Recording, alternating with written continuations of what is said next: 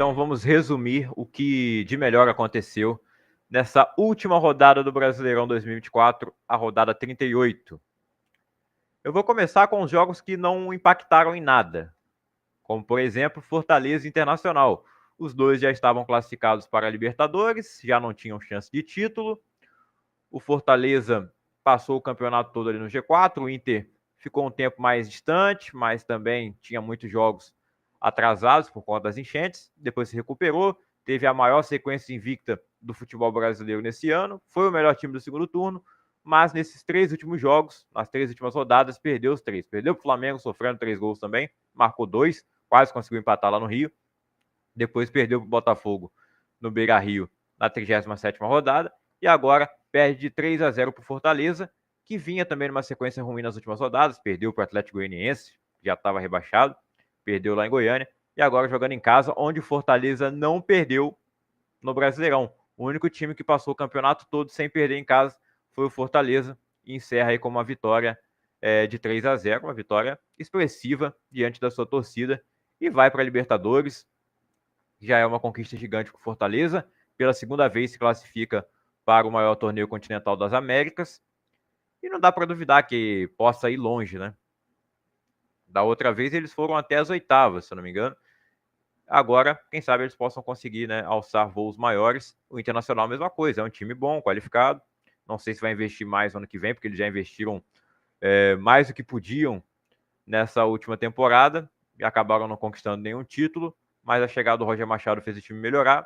Na próxima temporada ele vai estar desde o começo, e o Fortaleza vai fazer de tudo para manter o Vojvoda, e acredito que ele não troca o Fortaleza por algum time, pelo menos no cenário nacional, né? A não ser que seja uma proposta muito absurda, vindo do mundo árabe.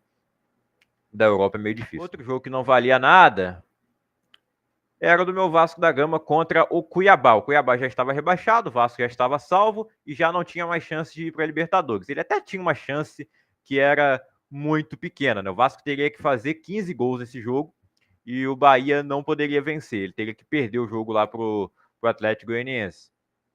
E pro Vasco não ter que fazer 15, o Bahia teria que ser goleado e o Vasco também teria que golear pelo menos de 7-0 o Cuiabá. Bom, o Vasco venceu, o Bahia também venceu, então não mudou nada. E o Vasco ainda ficaria atrás do Cruzeiro, né, que também ganhou.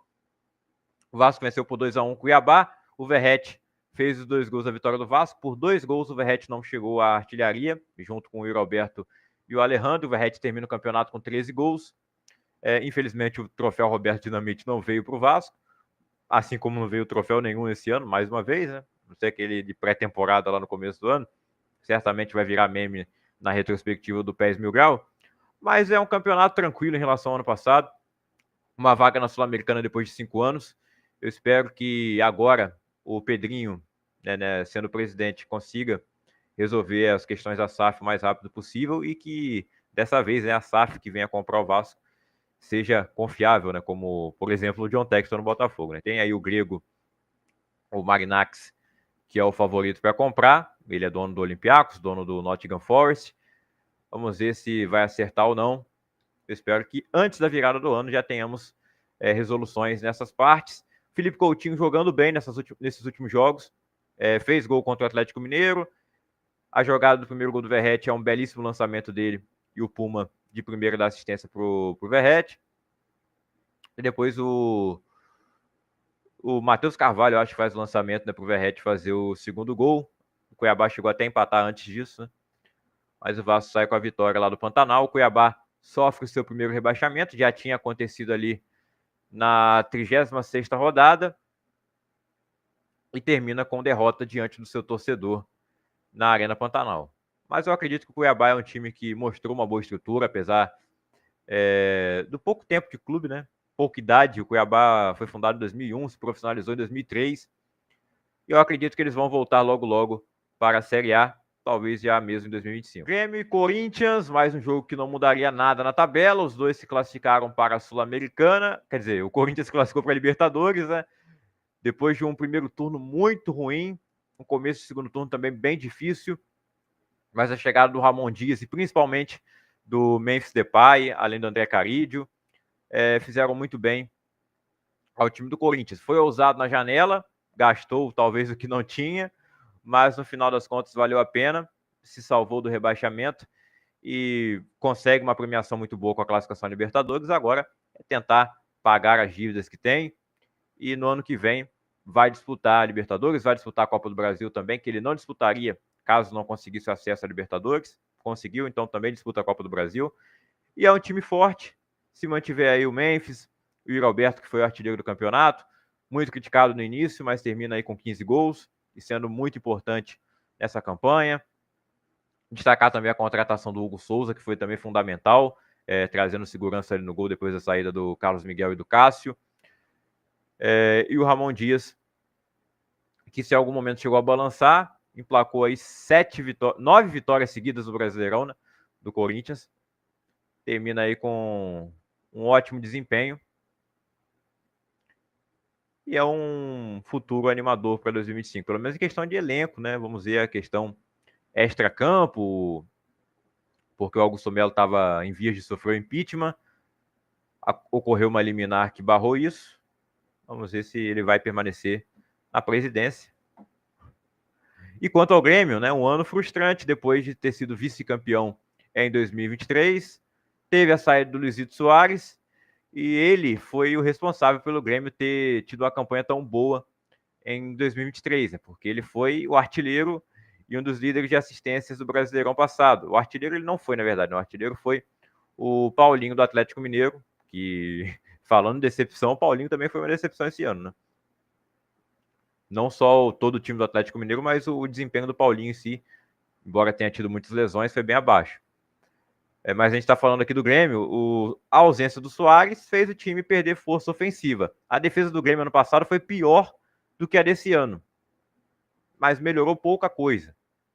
E lá na frente faltou o cara que decidia, o jogador que mais participou de gols no Brasileirão passado. Então o Grêmio lutou contra o rebaixamento durante todo o campeonato, escapou ali na 36ª rodada, termina com acesso ao Sul-Americano. O Renato Gaúcho não fica para o ano que vem. O Pedro Caixinha deve assumir o comando técnico do Grêmio, eu acho uma boa escolha. O Renato certamente deve arrumar algum time aí grande ainda no cenário nacional, mas o trabalho dele não foi bom. Não acho que ele seja o único culpado, claro que não. Nunca tem um único culpado no esporte coletivo, mas ele tem muita responsabilidade também, né? Flamengo e Vitória empataram em 2-2. O Vitória escapou do rebaixamento com grande trabalho do Thiago Carpini, se classificou para a Copa Sul-Americana. O Flamengo, com o título da Copa do Brasil, já tinha se garantido na Libertadores, termina com a 3ª posição. E esse jogo marcou a despedida do Gabigol, que marcou um gol para se despedir, foi substituído depois que o Flamengo conseguiu o empate, não, né? Ele fez o gol de empate. Aí o Vitória voltou à frente do placar e depois o Flamengo empata novamente com o Ayrton Lucas. Aí o Gabigol é substituído. E o Alejandro marcou o primeiro gol do Vitória, terminou o campeonato como um dos artilheiros, junto com o Yuri Alberto, que marcou também contra o Grêmio, além do gol de bicicleta lá do Memphis e do gol do Charles. Mas tá aí 2-2.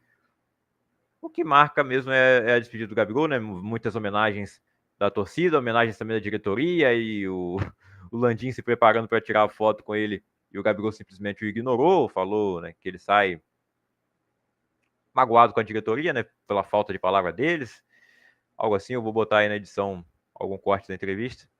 Mas enfim, Gabigol não joga mais pelo Flamengo e deve ir para o Cruzeiro, ainda não está definido, né? O Cruzeiro ainda não anunciou. Pode ser que o Santos entre na parada, vamos ver o que acontece no futuro do segundo maior ídolo da história do Flamengo.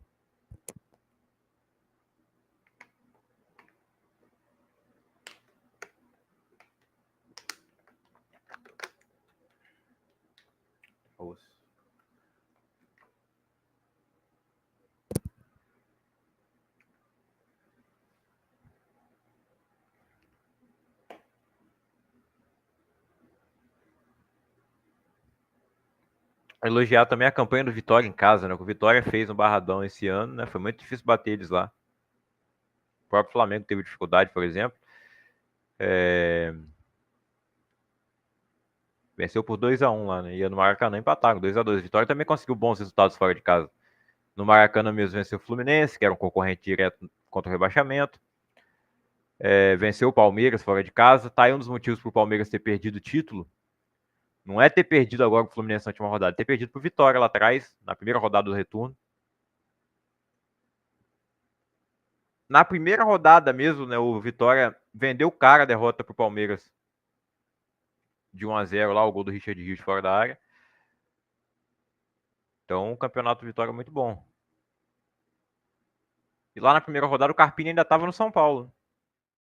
Juventude e Cruzeiro no Alfredo Jaconi. O Juventude acaba ficando sem a vaga na Sul-Americana e o Cruzeiro acaba tendo que ir para a Sul-Americana porque ele não consegue a vaga na Libertadores. Ele conseguiria se o Bahia não vencesse o Atlético Goianiense, mas o Bahia venceu, então o Cruzeiro, por um ponto, vai ter que disputar a Sul-Americana de novo, onde ele foi vice-campeão há poucos dias atrás, nesse ano de 2024.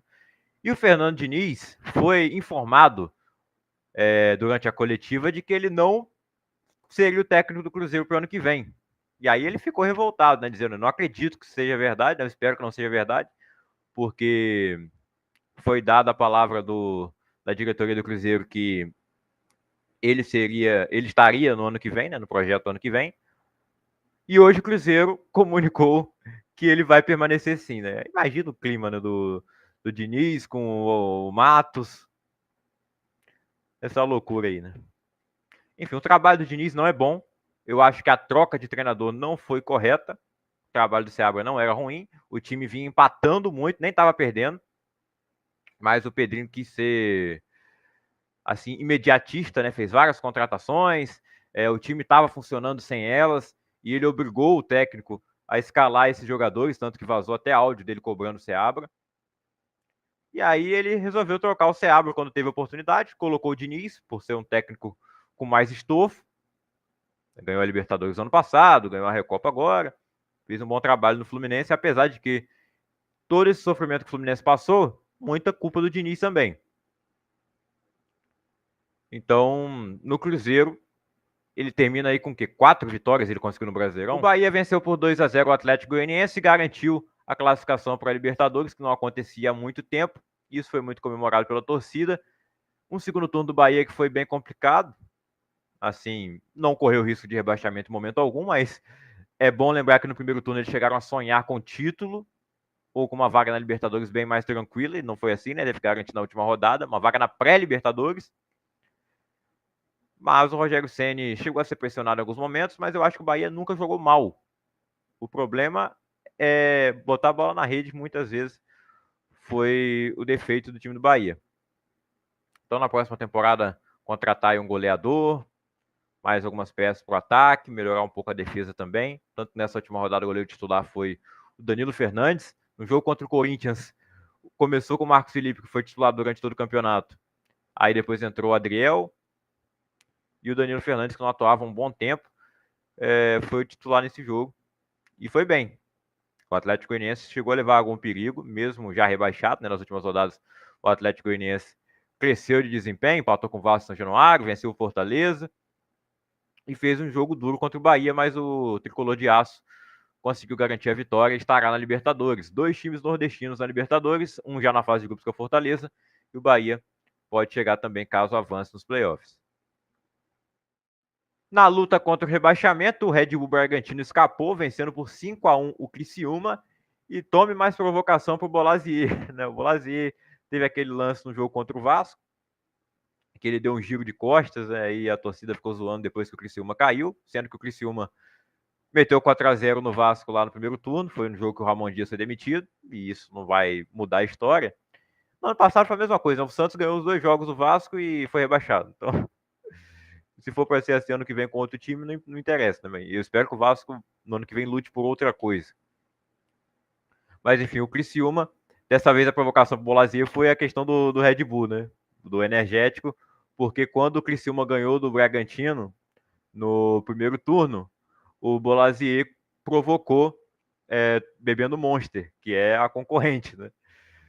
E aí, dessa vez, os jogadores do Bragantino, tomando Red Bull mesmo, valeu o Bolazier. O Bolazzi, né, até hoje, tem essa discordância aí da pronúncia, porque sempre que ele jogava lá na Premier League, eu ouvi o pessoal falar Bolazier. Aí chegou no Brasil, virou Bolazzi. E pelo visto é Bolazzi mesmo, mas eu não acostumo a falar dessa forma. Inclusive, Bolazier no Vasco em 2024, 2025, seria uma ótima. Para vários times da Série A. Mas eu acho que no Vasco seria assim, bem icônico, né? Por aquele lance que eu já falei. Ele mesmo falou que se sentiu honrado pela torcida do Vasco lembrar dele. E é um cara que, assim, parece que é brasileiro, né? Ele interage com todos os times praticamente. Então eu acho que ele vai permanecer no futebol brasileiro e acredito que será na Série A em algum outro time aí. Já pensou ele no próprio Bragantino? Seria interessante. É que tem muita característica do Bragantino contratar jogador acima dos 30 anos, né? Mas tem aí o Eduardo Sacha, que marcou novamente nesse jogo, fez os 2 gols na vitória contra o Atlético Paranaense, que manteve o Bragantino vivo até a última rodada, e marcou o terceiro gol do Bragantino nesse jogo. E em Minas Gerais, com portões fechados, mas dessa vez na Arena MRV, o Atlético Mineiro venceu por 1-0 o Atlético Paranaense, garantiu a permanência na Série A, mas foi sofrido, hein? Teve o pênalti ali a favor do Galo, o Hulk foi bater, o goleiro Mikael defendeu, vai se mostrando um bom pegador de pênalti, goleiro que participou de todas as categorias de base da seleção brasileira. Mas no rebote, o Rubens apareceu sozinho na área e fez o gol do Atlético Mineiro. Parecia que os times estavam ali acompanhando a situação do Fluminense, do Bragantino. E aí, quando viu que quando o Atlético Paranaense viu que tinha que ganhar, se abriu um pouco, acabou acontecendo o pênalti. O Atlético Mineiro conseguiu a vitória. O empate já não salvaria o Atlético Paranaense. Só salvaria se o Bragantino também empatasse. Então o Atlético Paranaense precisaria vencer o jogo e caso ele vencesse, o Atlético Mineiro seria o rebaixado. Já pensou o Atlético Mineiro rebaixado no ano que ele foi finalista da Copa do Brasil e da Libertadores? Terminou sem título nenhum, poderia terminar rebaixado, mas termina ainda com uma vaga na Sul-Americana. De qualquer forma, um ano decepcionante. O Gabriel Milito ainda foi mantido até a 37ª rodada. Eu acho que devia ter caído logo depois da final da Libertadores, mas ainda mantiveram mais um jogo. Perdeu. O Galo ficou numa sequência de 11 jogos sem vencer o Brasileirão. O Milito saiu no primeiro jogo sem ele, na última rodada, o jogo que tinha que vencer. Ou pelo menos empatar, né, para o Atlético servir. Mas aí podia até ficar sem a Sul-Americana. O Atlético consegue a vitória. E o Milito foi o responsável por dar a primeira vitória do Atlético Paranaense com o Lúcio Gonzalez. É um técnico que tem poucas vitórias até então.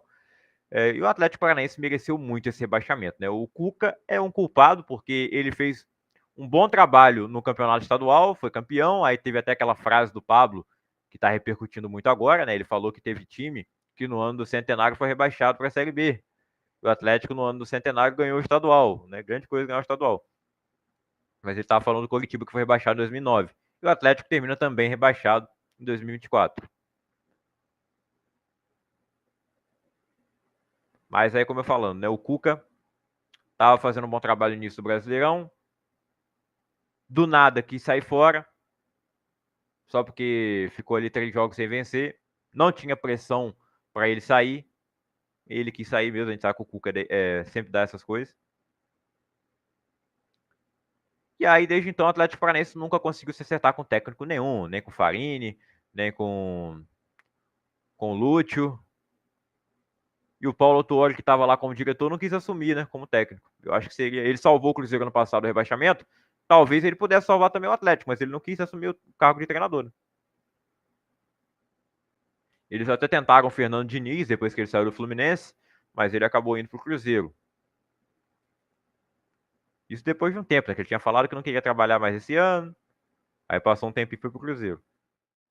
E o Fluminense venceu por 1-0 o Palmeiras no Allianz, escapou do rebaixamento. O empate até serviria, já que o Atlético Paranaense perdeu. Mas o Fluminense conseguiu a vitória. Um lance onde o Vanderlan acabou tendo uma infelicidade no lateral do Palmeiras. Depois ele chega até a empatar, né? Mas ele comete esse vacilo no primeiro tempo. Kevin Serna, que fez o gol também contra o Cuiabá, mantendo o Fluminense vivo até essa última rodada, faz o gol da permanência. Então foi uma contratação importante que o Fluminense fez esse ano, o colombiano Kevin Serna. Faz aí o gol da vitória. O Palmeiras chega a empatar no segundo tempo com o Vanderlan, mas o gol é anulado, porque o Dudu estava impedido na jogada. E o Dudu se despede do Palmeiras com essa partida, né? Não conseguiu mais um título brasileiro, ele que ganhou em 2016, 2018 e 2022 e 2023 também, né? do tetracampeão brasileiro com o Palmeiras, um dos maiores ídolos da história do clube. É até curioso, né, que ele e o Gabigol se despeçam aí juntos, né, na última rodada e possam jogar juntos no ano que vem no Cruzeiro. Podem jogar juntos no ano que vem no Cruzeiro, ao que tudo indica. O Dudu quase foi pro Cruzeiro já no meio do ano, acabou não acontecendo. Deve ir ano que vem, o Gabigol a mesma coisa. E eles estão talvez em patamares iguais nos seus times, né? Não são os maiores ídolos, mas estão entre os três maiores, né? O Gabigol, na minha opinião, é o segundo do Flamengo. Acho que dizer que o Dudu é o segundo do Palmeiras é muito forte, né? Que você tem ali Marcos, Ademir da Guia, tem muita gente ainda. No Flamengo, o Zico é incontestável, né? Incomparável. O Gabigol vem na linha ali, né? Na sequência. Agora, o Fluminense quase abriu o placar logo no começo com o Thiago Silva, né? Que depois pagou promessa lá atravessando o gramado sintético do Allianz Parque de joelhos. Ele disse que permaneceria no Fluminense caso o time fosse rebaixado. Ele jogaria a Série B, mas ele disse que isso não aconteceria, que o Fluminense não cairia e não caiu, né?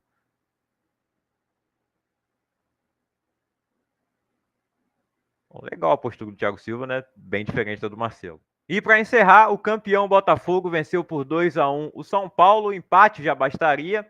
A gente sabia que o São Paulo não ia fazer força para ajudar o Palmeiras, e o Palmeiras mesmo não se ajudou, como a gente viu, né? Perdeu para o Fluminense de 1-0, não jogou bem. O Abel Ferreira falou que o time não lutou nessa partida, que ele nunca prometeu títulos, mas ele prometeu que o time sempre lutaria, e isso não aconteceu. Eu acho que os jogadores já entraram naquele pensamento de que o São Paulo não iria vencer o Botafogo, foi até o Rio de Janeiro para empatar, tomou o gol ali aos 37 minutos, o gol do Savarino, belo gol de cobertura.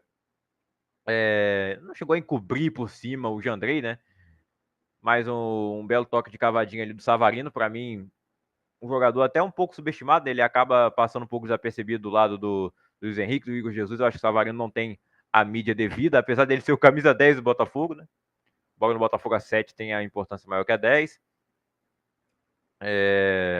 Mas o Savarino faz esse gol aproveitando uma falha do São Paulo ali no meio campo. O Marlon Freitas já aciona o Igor Jesus, que aciona o Savarino do lado direito, fazendo esse primeiro gol. O São Paulo empata no segundo tempo, onde o Marlon Freitas acaba falhando. Se no primeiro tempo ele aproveitou a falha do São Paulo para criar a jogada do gol, no segundo tempo ele acaba entregando o gol para o William Gomes. O William Gomes vai lá, empata o jogo para o São Paulo, mas no finalzinho acontece mais um erro da defesa do São Paulo, e o Gregory, ele que foi expulso com 40 segundos na final da Libertadores, ele faz o gol do título. Não é título não, né? O empate já estava dando título, mas ele faz o gol que encerra a campanha do Botafogo nesse título brasileiro de 2024. Uma campanha de resiliência por tudo que aconteceu no ano passado, um ano glorioso para o Botafogo, ganhando Libertadores e Brasileirão no mesmo ano.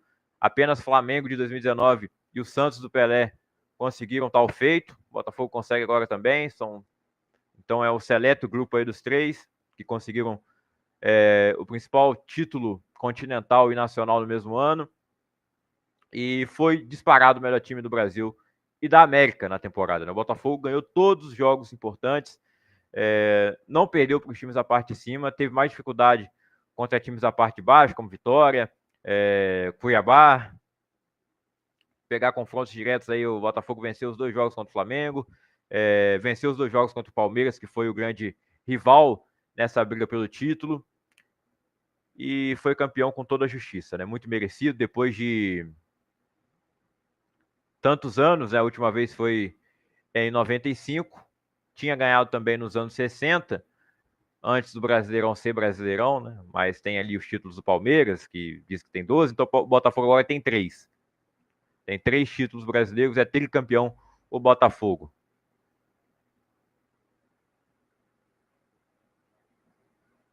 Mais uma vez, né? Como já falei no vídeo da Libertadores, na live da Libertadores, parabéns a toda a equipe, John Textor, a equipe que ele montou, né? Que faz o scout, que fez as contratações que fez. Nem todas foram caras, como foi o caso do Almada e do Luiz Henrique, né? Que foram as contratações mais caras da história do Brasil. O Savarino, por exemplo, veio sem custos. Muitos jogadores ali chegaram sem custos. O Marlon Freitas, que foi contratado quando o Botafogo ainda estava na Série B.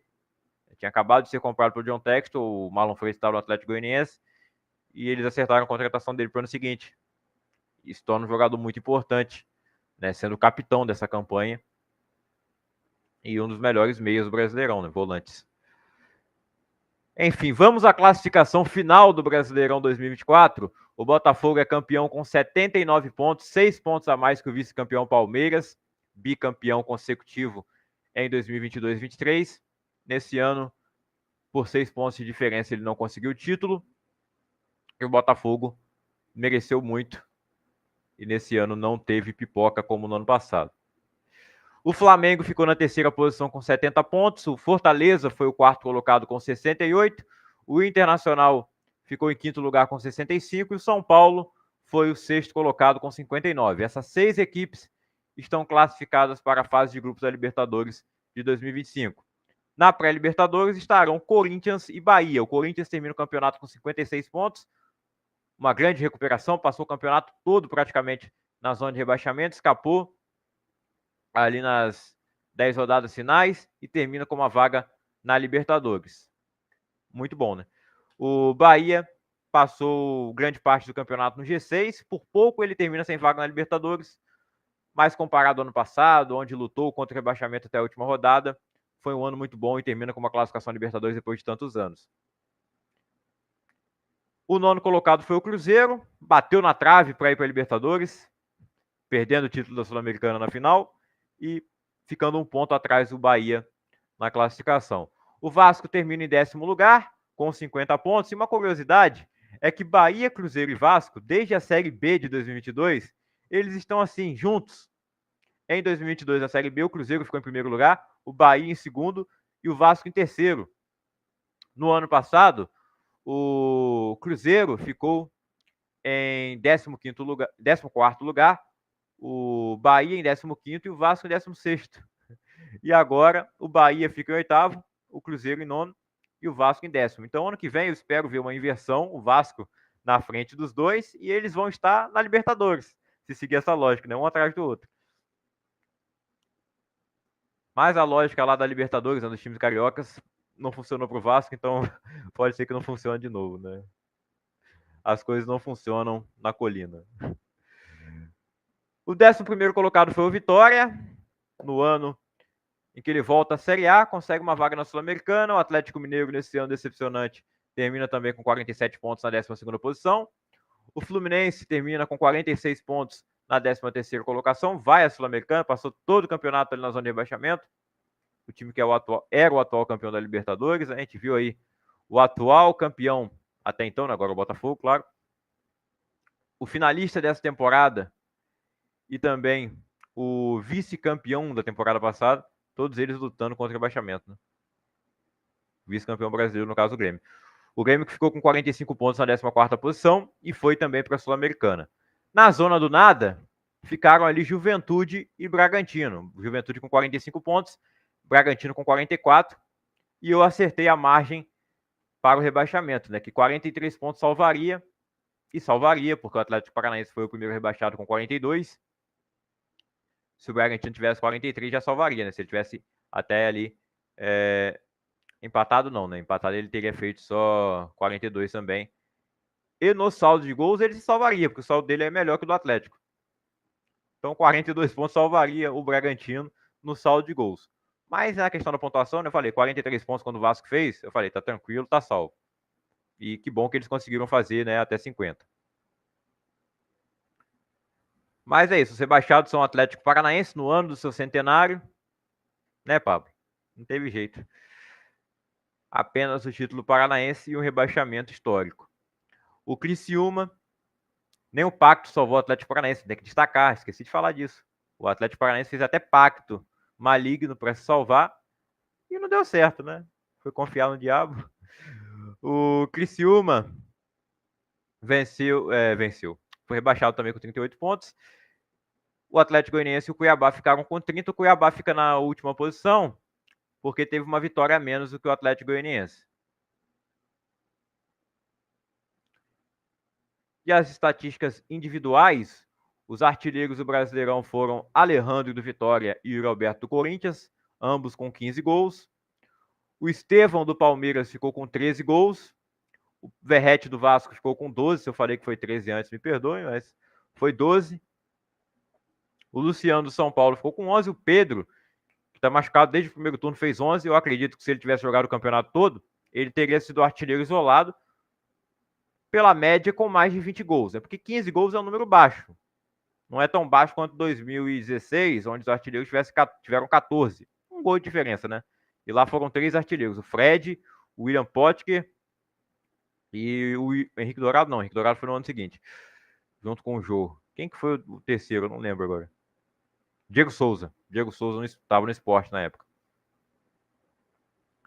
Mas o Rafael Veiga também ficou com 11 gols e também o Wesley do Internacional fez um grande campeonato, principalmente se comparar ao que ele fez no Cruzeiro ano passado, né? Chegou bem desacreditado no Inter e foi o melhor jogador do time ali no ataque. O líder de assistências foi o Rodrigo Garro do Corinthians com 10. O Estevão do Palmeiras ficou com 9. O Savarino ficou com 7. O Matheus Pereira do Cruzeiro ficou com 7 também. E o Ganso do Fluminense ficou com 7. Quem liderou o ranking de cartões amarelos foi o Jadson do Juventude com 14 cartões. E os cartões vermelhos foram vários jogadores aí que tomaram 2. Ninguém tomou mais de 2. Botafogo, campeão desde 1910. Foste herói em cada jogo, Botafogo, por isso é que tu és has de ser. Nosso imenso prazer, tradições, aos milhões tem também. Tu és o glorioso, não podes perder pra ninguém. Nos esportes tua fibra está presente, honrando as cores do Brasil de nossa gente. Na estrada dos louros, um facho de luz, tua estrela solitária de conduz. Botafogo, campeão desde 1910. Foste herói em cada jogo, Botafogo, por isso é que tu és que has de ser. Nosso imenso prazer, tradições, aos milhões tem